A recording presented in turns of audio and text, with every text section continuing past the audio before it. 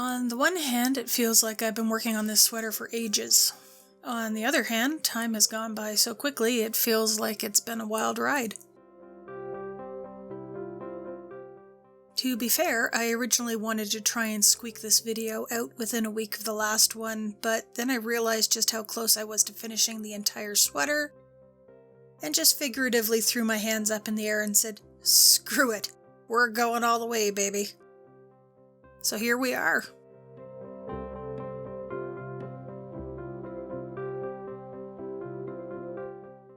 Not going to lie, the past couple of weeks have been a bit of a whirlwind. For the better part of a week and a half, we were in and out of the house, awake at all hours. It's taking us a while to get settled back into our routines.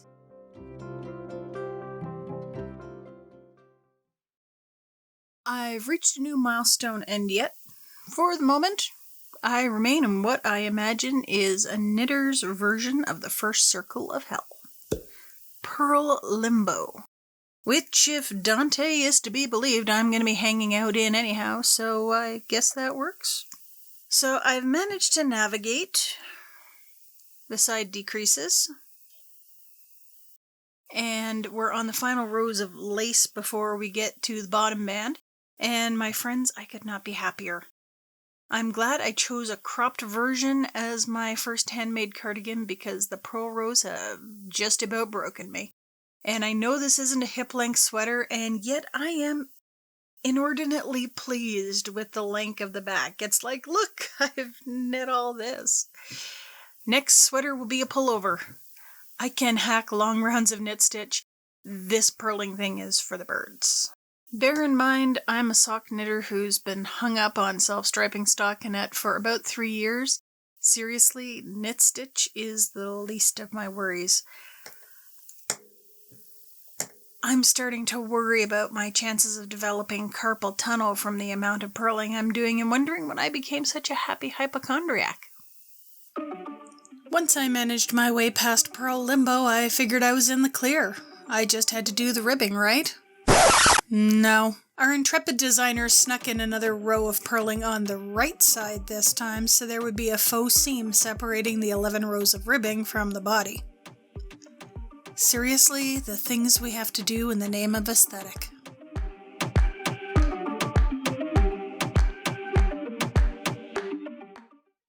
The pattern wants a stretchy cast off for the ribbing. I'm using Jenny's surprisingly stretchy bind off. It's been a while since I knit any socks toe up, so I had to refer back to ye olde internets for the instructions. I'm linking to a good video in the upper right corner of your screen. I think there was also some good instructions on nitty.com, so if I find those, I'll include them in the description down below the video.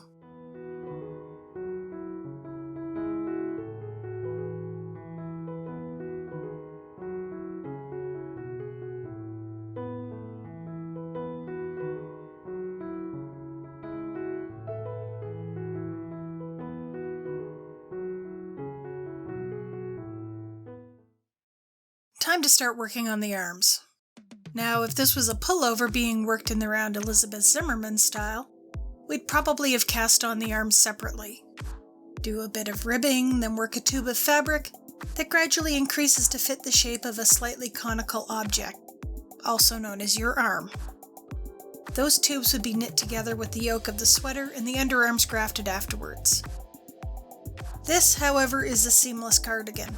We're picking up stitches around the arm's eye and creating a sleeve cap using short rows. Usually when you work a short row, you do something called wrap and turn. You get to the last stitch you need to knit, move the yarn forward or back if you're purling, move the stitch to the opposite needle, and move the yarn back to its original side of the fabric. Turn the piece you're working on and take off in the opposite direction, either purling or knitting as necessary to continue the stitch pattern. This pattern didn't specify to pick up the wraps, which is something you often have to do when knitting a heel or toe with short rows. I also generally fail at picking up those wraps, so I just left them in place. Sorry pattern, but you're not the boss of me. Even though I read the instructions, I was a little surprised that we were working on the sleeves before the button bands and neckline. I figured that the bands would be a little easier to navigate without having to move around the extra weight of the sleeves. Shows what I know, eh?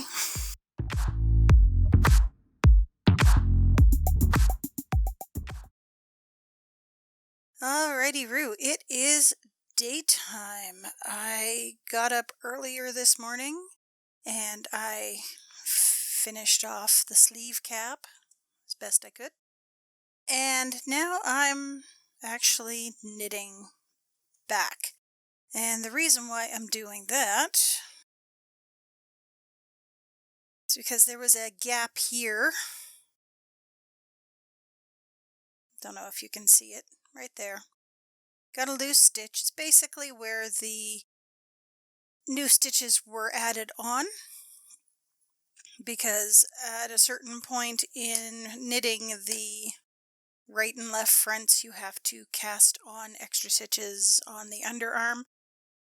And what I wound up doing here left a couple of marks. Now, there is an excellent video by Suzanne Bryan that details how to close those gaps, and I found the gap on my way past and went, oh, nuts. Tried to knit down, so unknit and then knit down, and unfortunately it left me with a rather lot of excess yarn. So it's just easier at this point to go back one round over the 94 stitches that are here and just clean that up. And actually I have 95 stitches, so this will work out well by eating up one of the extra stitches that I've got. Easy peasy lemon squeezy, I kind of hope. I guess we'll see.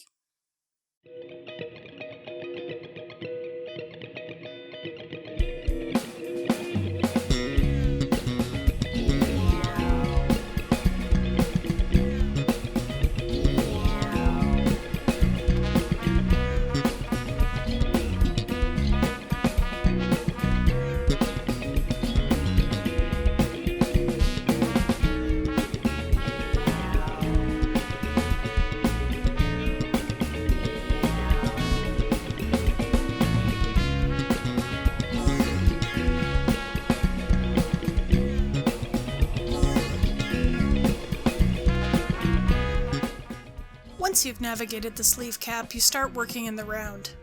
I found that having a printed pattern to work from really helped because I could mark that baby up with highlighter.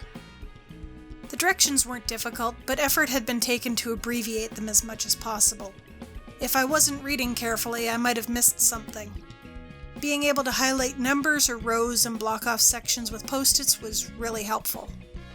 I also used the post-its to mark off my completed rounds rather than drag out a row counter.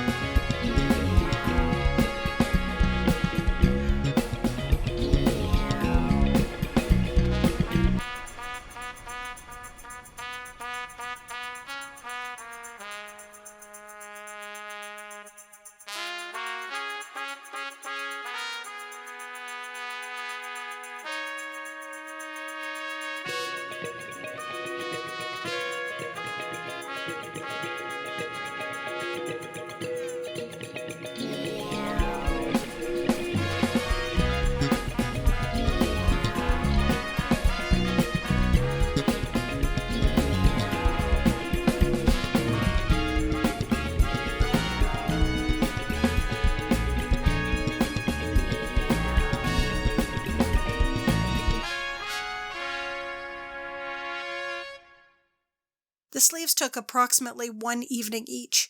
The cuffs were completed in the mornings. The evenings weren't early evenings either. I seem to recall dragging myself off to bed somewhere around 1 or 2 a.m. 2 nights in a row. Welcome to my button band. This is what I call fun in the not really fun way. See how nice and smooth these stitches are? They're nice and even, just like the heel flap I knit in the second sock video I posted not too long ago. Before I started the sweater, I asked my knitting friends and acquaintances on Twitter whether they'd knit and purl the end stitches or slip either the first or last stitch of the row. The upshot is they suggested the neat and tidy slip stitches. And I have a feeling I was supposed to do it the other way around to optimize my ability to pick up for the button band. Possibly also for the armholes, which would explain a few things. Either way, I've divided the length of the band into 8 sections, and I will pick up 8 stitches in each, 9 probably right in the middle. Guys, I put the sweater in timeout today because after spending the past 2 days knitting nothing but sleeves, my left hand hurt from moving stitches, and I just couldn't take the frustration of figuring out the button band, so I escaped to my parents' house for the afternoon. So let's try this out and see if it works, shall we?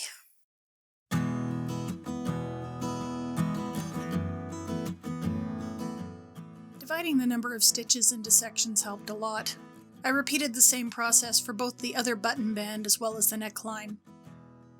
I was a little concerned that the seam where the bands and the body meet would look uneven or bulky, but everything seems fine. I used Elizabeth Zimmerman's sewn cast off for the bands.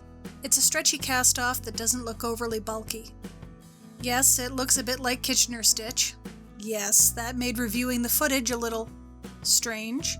Why am I doing Kitchener stitch but doing Kitchener stitch wrong?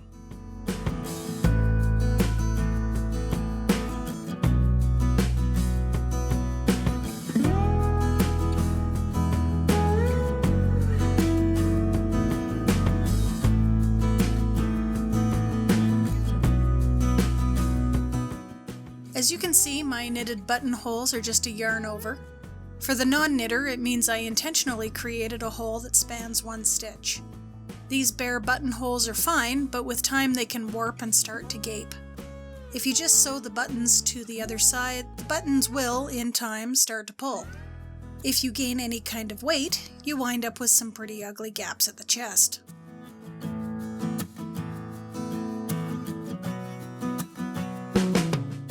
That's why I'm reinforcing the button bands.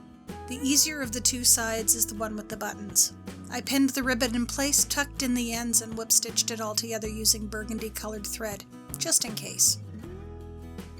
I'd say that I borrowed the grosgrain ribbon from my mother-in-law, but that's a dirty lie. Nope, see, the trick is to ramp up your sewing career when your parents are stopping due to cataracts and things. Then, when you ask if they have something you need, they just tell you to take it and not bother replacing it. For the record, I offered to replace anything I took and was met with a dirty look and a statement that if she really needed something like that in the future, she'd just go buy more. Guess I got told. I then spent some time figuring out how to make buttonholes and... Wait, that's a different sewing machine. Let me explain. We've been doing some cleanup work at my mother-in-law's house, and she'd been saving a couple of sewing machines for me that had originally been used and cared for by other family members who weren't going to be using them. So you do enough of this craft nonsense, and eventually people realize you can use the things they no longer can. Apparently, I'm the main handcrafter for not only my side of the family, but the husbeasts as well. And that's how I wound up in possession of an antique treadle machine and a Pfaff Tiptronic, both in wonderful condition. So instead of lugging my usual Kenmore up from the basement, I busted out the Tiptronic's manual and figured out how to customize Automagic buttons. Then, as I'd already marked the location of the buttonholes on the ribbon, I centered a button on the appropriate places and marked its width using an old chalk pastel I stole from my dad back in 1994. He hasn't asked for it back, so I think I'm in the clear. Once I'd confirmed the buttonholes were indeed in the right place, I gave that length of ribbon the same treatment as the first, pinning, tucking in the ends, and whip-stitching it into place. I'm going to leave a link in the description below with a tutorial for reinforcing the button bands and placing the buttons. It has lots of good pictures and really breaks down the process for you in an easy-to-follow format.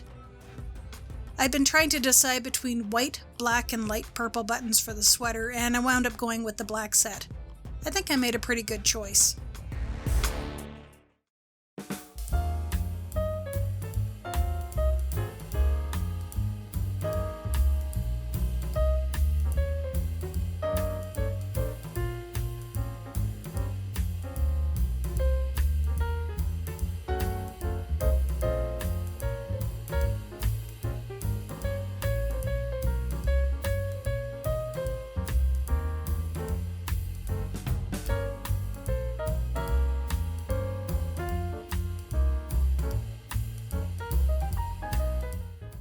So that's how 4.5 out of 8 balls of yarn became a sweater. The sweater isn't light and it isn't heavy. It's a perfectly medium sweater. The yarn is just thick enough to make it a good choice for cool summer evenings. As it's cropped, I do find that it rides up a little bit. I thought that the sleeves were going to be 3/4 length, but they're close to the same length as my arm, and so I haven't decided whether they're comfortable or not quite yet. I would probably lengthen them, but that's just my preference. Do I like the sweater? Definitely. I'm hoping to get some wear out of it before it becomes too big for me and I have to take it apart and make another one. If you've reached this part of the video, thanks for sticking around. I know it took a while to produce, but like the video, I think it's worth it. If you're interested in what I'm doing here and you're not already subscribed, please do click the like and subscribe buttons. If you'd like to be informed when I put out new videos, the bell is your best friend. Myself, I'm just glad to be out of Purl Limbo. Maybe I'll go knit a sock.